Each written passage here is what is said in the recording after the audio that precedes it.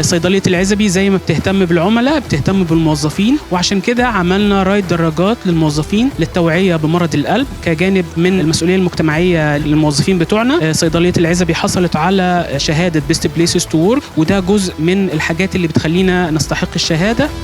أتمنى إن هم يكونوا مبسوطين معانا، ونتمنى نشوفهم كل سنة على خير بإذن الله.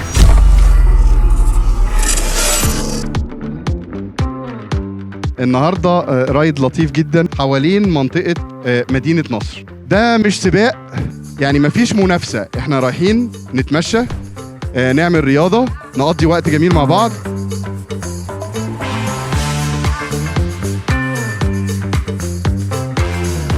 صراحة ماراثون العزبي النهاردة حاجة جميلة وتشجيع ودعوة للرياضة لينا كلنا. فلما نخرج بره الروتين بتاعنا دي حاجة كويسة جدا وبتفرق معانا جدا صحيا ومعنويا. وده مش هيبقى أول ايفنت نعمله ليه علاقة بالرياضة، إن شاء الله في حاجات تانية كتير الفترة اللي جاية. شكرا. ميرسي قوي يا جماعة، ميرسي للعزبي. العزبي دايما كده بيفرحنا. أكتر من رائع بصراحة. أجرت له عجلة وما ركبهاش. الناس كلها راكبة عجل وهو راكب عربية. أنا مع الدعم.